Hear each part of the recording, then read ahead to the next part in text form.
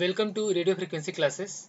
In my previous video, I have explained about the half wave rectifier, okay, with transformer and without transformer, directly taking the sinusoidal voltage signal applied to the diode.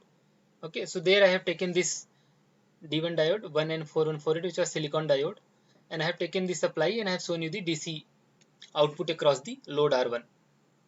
And through transient analysis, we have simulated and we have learned the half wave rectifier circuit simulation using LT-SPICE. So today I'll be explaining some numerical concept regarding the ripple factor and DC values of voltage and current. So as you can see here, the output waveform across the load. So in the numericals, okay, there will be values given for the RMS value, the voltage RMS value. We can find out the peak value of voltage, and then by using the formulas, we can calculate the numericals, and we can calculate other parameters which is associated with the rectifiers. So for the half wave rectifier, the ripple factor is defined as the relation of the RMS value and DC value. So first we see what is RMS value and DC value and how to find out all those things.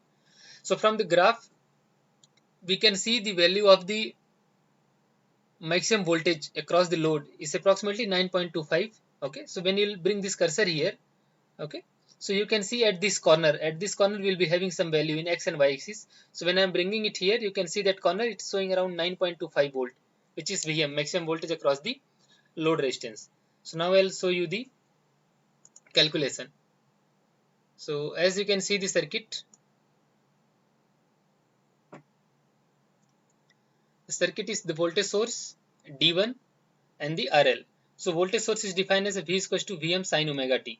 So here the frequency of the signal was 50 Hz and the maximum voltage Vm which is available across RL is 9.25 volt.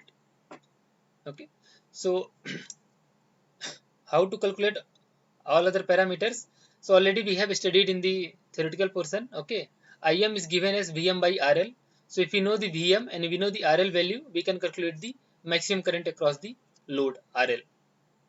Now the DC current IDC for half wave rectifier is defined as 2 Im by 2 pi. So 2 will be cancelled out. It is defined as a maximum current by pi. VDC is defined as Im by pi into RL or Vm by pi, maximum voltage by pi. So here we have maximum voltage as 9.25 volt. So divide by pi 3.141. Okay, we will get the DC voltage value. Okay. So if you are calculating the current for the respective case, ignoring the effect of D1, we are assuming that the resistance of the diode is much smaller. Then we can have as a 9.25 by 1K, which is the load resistance. So the value will be 9.25 milliampere. Okay. So basically we are today verifying the ripple factor of a half wave rectifier, which is 1.21 theoretical calculation. So in the simulation, if you'll see, the IRMS and IDC is required to find out the ripple factor. Formula is R is equals to under root IRMS by IDC whole square minus 1. So to calculate this, we should know IRMS and IDC.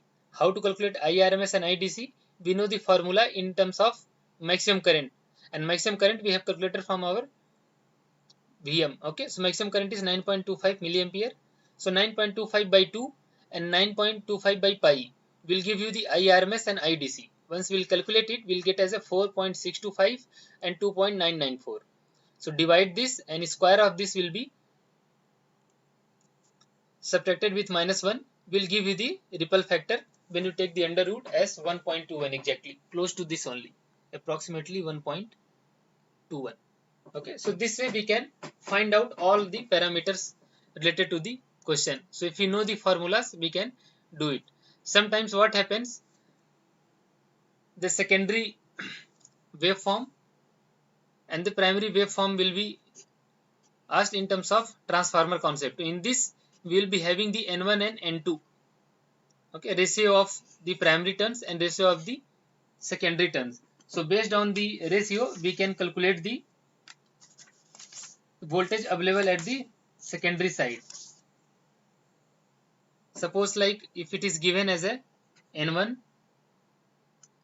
is to N2 is given as 12 is to 1, and we know the RMS voltage is given as a 220 volt, then we can find the peak voltage Vp as Vrms into under root 2. So if we multiply this, suppose this is as a 230 volt, which is exact supply comes as AC in our room with 50 hertz frequency. So V RMS into under root 2. Okay, we'll multiply this, we'll get the peak voltage, which will be approximately 311 volt. So this will be considered as a peak voltage of the circuit. So when we want to calculate the Vm, okay, with respect to this ratio, what will be the available voltage here? That will be given as V maximum is equals to N2 by N1 into Vp. So with this formula we can calculate. Now we know Vp, we know the N2, N1, so we can get Vm. Vm will be approximately 25.9 volt.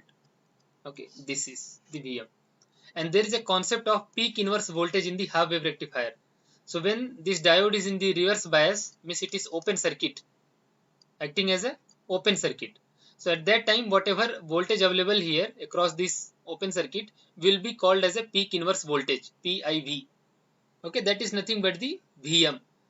So in this case, if you have calculated as a 25.9 volt, this will be available across the open circuit here. So this will be considered as a peak inverse voltage, which is nothing but 25.9 volt. So this way we can solve the problem based on the half wave rectifier. So I hope the things are clear here. In the next video, we'll be discussing about the full wave rectifier, and related to the full wave rectifier, what are the possible numericals and how to verify the ripple factor and how to find out the other parameters. If you like the content, kindly subscribe it and share with your friends. Thank you so much for watching the radio frequency classes.